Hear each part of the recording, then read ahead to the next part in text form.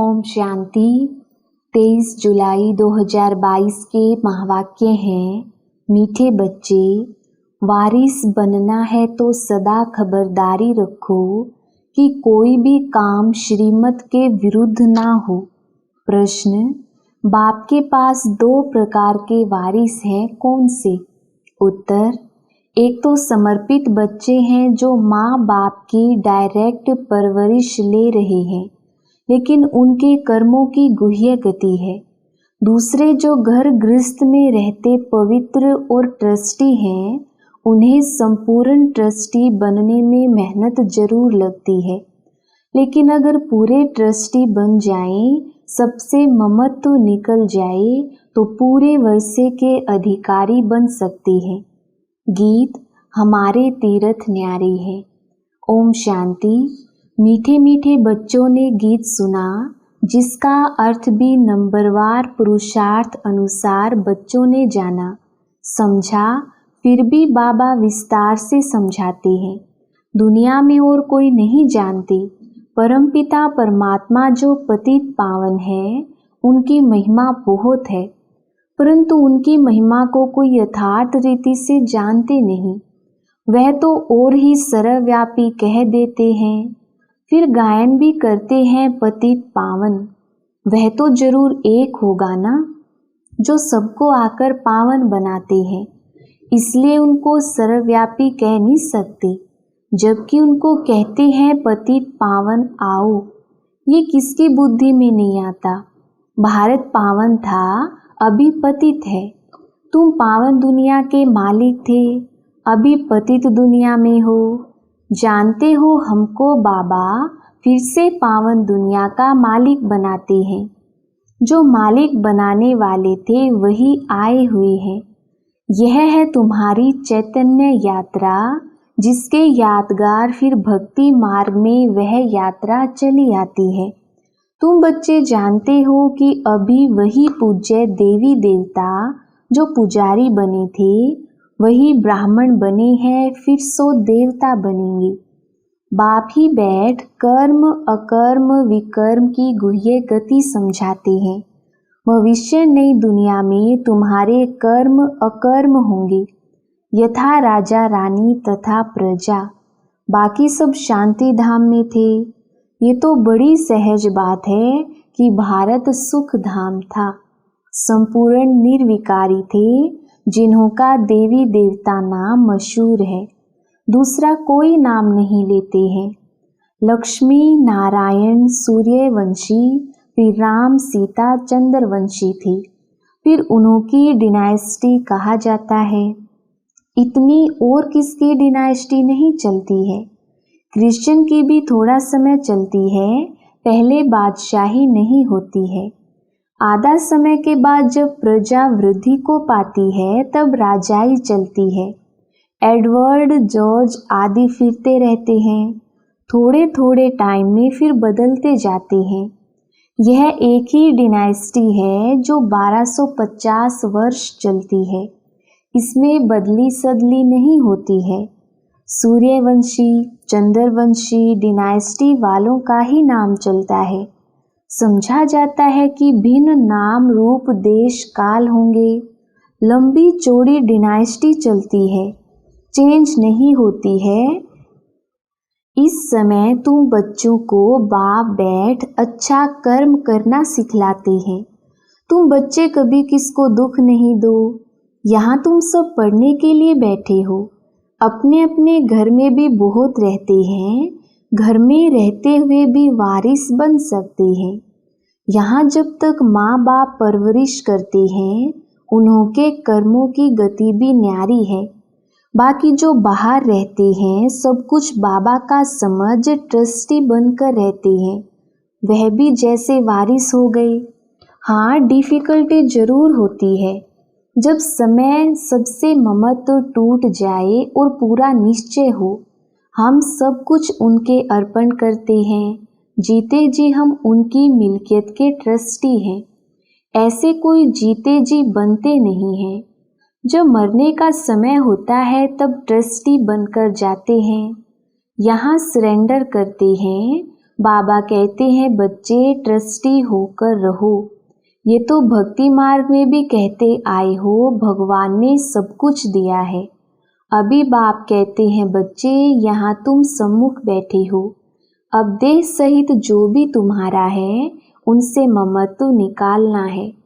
जिसके लिए कहते आए हो सब कुछ ईश्वर का दिया हुआ है। जब वह आएंगे तब उन पर वारी जाएंगे, उनके हवाले सब कुछ कर देंगे। यहाँ तो इनको जायदाद आदि बनानी नहीं है। यह कोई लेने वाला नहीं है, देने वाला है। कहते हैं ट्रस्टी बन पूछते रहना है, क्योंकि भूल चूक कभी भी हो सकती है। पक्का ट्रस्टी होने में टाइम तो लगता है, बाबा जानते हैं टाइम लगेगा। ट्रस्टी होने से ही वारिस बनते हैं। यहाँ रहने वाले भी ट्रस्टी बनते हैं। बाबा कहते हैं मैं रिटर्न में वैकुंठ की बादशाही देता हूँ, तुम्हें दूसरा जन्म अमरलोक में लेना है। ट्रस्टी होकर फिर खबरदार भी रहना है। अक्सर करके गरीब ही निमित्त बनते हैं ऊंच पद पाने, वारिस बनते हैं। कोई फिर पिछाड़े में चंद्रवंशी में जाकर मालिक बनेंगे। तब तक बड़ों के आगे सर्विस करते रहेंगे। अब भी कई ऐसे हैं जो कभी उन्नति को नहीं पाते हैं। फिर समझा जाता है उनकी तकदीर में शायद कुछ नहीं है। सर्विस करते करते पिछाड़ी में कुछ पद पा लेंगे, सो भी रहेंगे तो निकल गए तो प्रजा में भी कम से कम पद पाएंगे। बहुत हैं जो जामड़े हैं, वृद्धि को पाते ही नहीं हैं, कुछ समझते ही नहीं हैं। कर्म विकर्म की गति बाप ही समझाते हैं। यहाँ कुछ भी अच्छे कर्म नहीं करते तो विकर्म वृद्धि को पाते जाते हैं। तुम भी कहेंगे यह तो ड्रामा का पार्ट हुआ ना, यह भी चाहिए जरूर।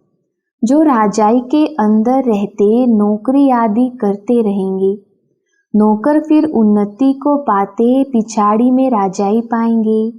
ईश्वर के पास रहते हुए ऐसे कर्म करते हैं तो फिर सजाएं भी बहुत खाते हैं। पद भी नीच मिलता है, इसलिए समझाया जाता है ऐसे ऐसे विकर्म नहीं करो, नहीं तो वृद्धि को पाते रहेंगे। सर्विस कुछ करते नहीं, खाते रहते हैं, पढ़ते भी नहीं। यह कर्मों की गुह्य गति देखो कैसी है।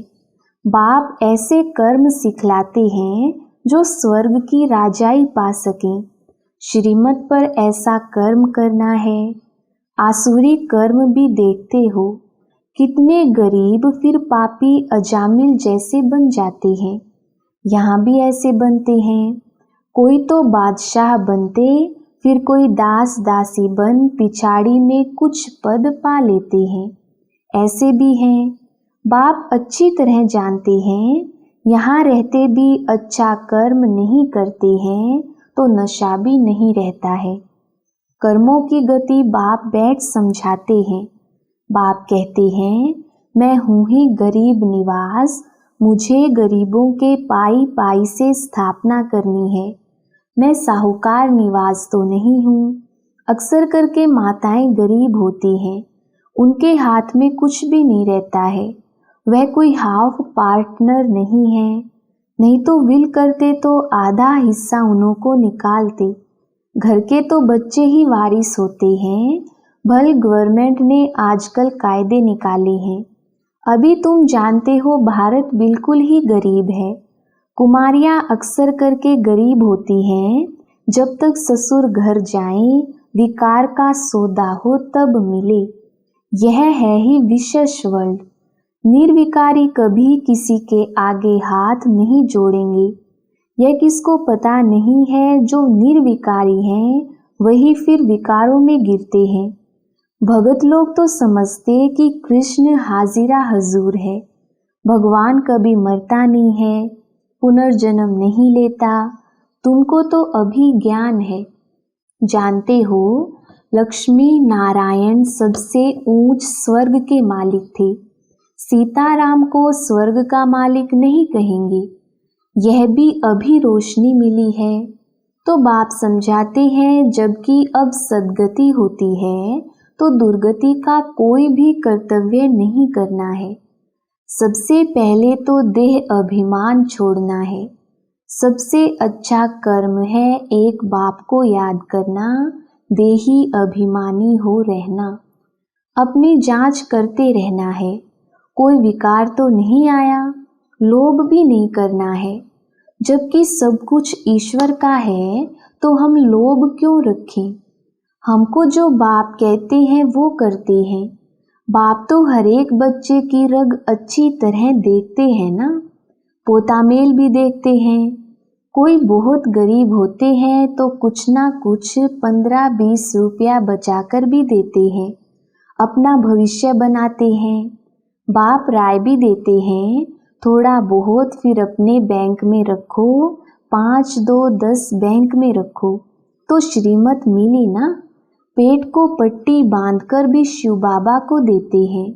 शिव बाबा इन द्वारा ही तुम्हारे रहने करने के प्रबंध में लगाते हैं।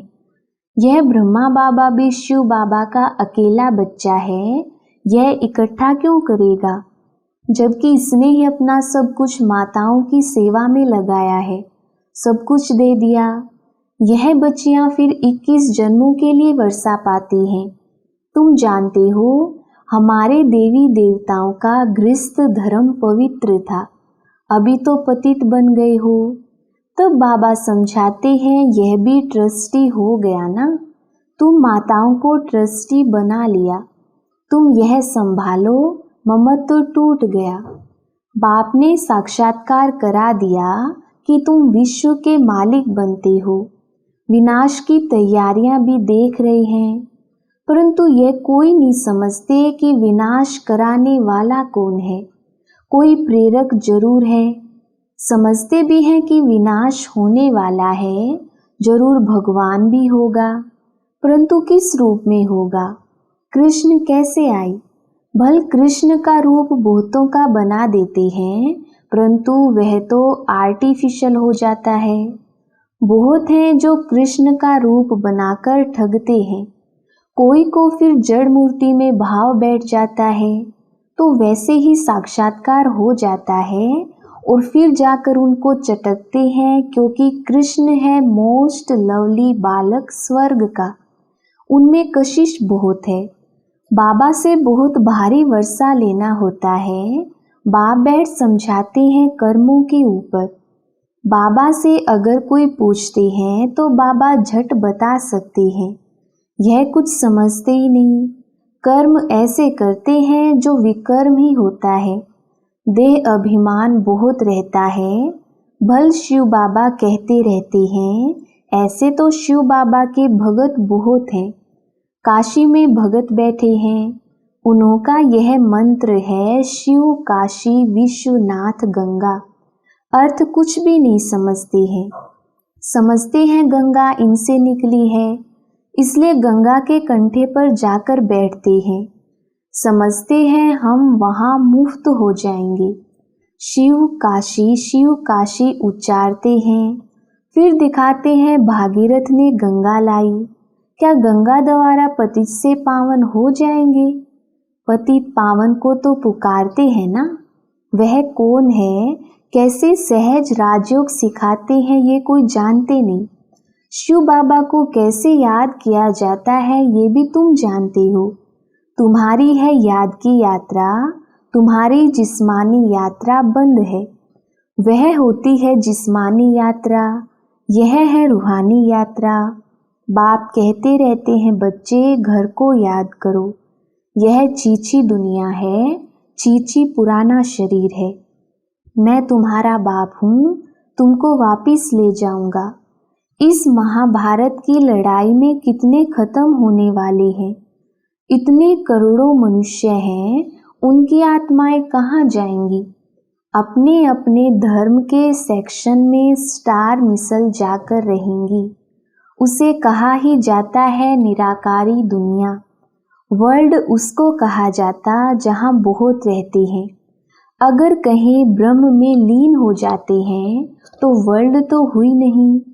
गाया जाता है निराकारी दुनिया, जिसमें आत्माएं रहती हैं, जिनको फिर पार्ट बजाने आना है। ये अविनाशी ड्रामा है। प्रलय तो कभी होती नहीं। सतयुग से कलयुग तक मनुष्यों की वृद्धि होती जाती है। वहाँ दूसरा कोई धर्म नहीं होगा। यहाँ तुमको नॉलेज का मालूम है। वहाँ सतयुग में नॉलेज नहीं रहती। इस समय तो बाप आप समान त्रिकालदर्शी बनाते हैं। अच्छा, मीठे मीठे सिकिलधे बच्चों प्रति माता पिता बाप दादा का याद प्यार और गुड मॉर्निंग। रूहानी बाप की रूहानी बच्चों को नमस्ते। हम रूहानी बच्चों की रूहानी बाप दादा को याद प्यार गुड मॉर्निंग और नमस्ते जी। धारणा के लिए मुख्य सार। पहला पॉइंट, जीते जी देह सहित सबसे ममत्व निकाल ट्रस्टी बनकर रहना है। श्रेष्ठ कर्म करने हैं, कभी भी किसी को दुख नहीं देना है। दूसरा पॉइंट, किसी भी चीज में लोभ नहीं रखना है। रोज अपना पोतामेल देखना है कि मेरे में कोई विकार तो नहीं है। देह अभिमान छोड़ एक बाप को याद करने का श्रेष्ठ कर्म करना है। वरदान, अपने क्षमा स्वरूप द्वारा शिक्षा देने वाले मास्टर क्षमा के सागर भव। विस्तार, यदि कोई आत्मा आपकी स्थिति को हिलाने की कोशिश करे, अकल्याण की वृत्ति रखे, उसे भी आप अपने कल्याण की वृत्ति से परिवर्तन करो या क्षमा करो। परिवर्तन नहीं कर सकते हो तो मास्टर क्षमा के सागर बन अक्षमा करो। आपकी क्षमा उस आत्मा के लिए शिक्षा हो जाएगी। आजकल शिक्षा देने से कोई समझता कोई नहीं, लेकिन क्षमा करना अर्थात शुभ भावना की दुआएं देना, सहयोग देना। स्लोगन, स्वयं को और सर्व को प्रिय वही लगते हैं जो सदा खुशहाल रहते हैं। अच्छा, ओम शांति।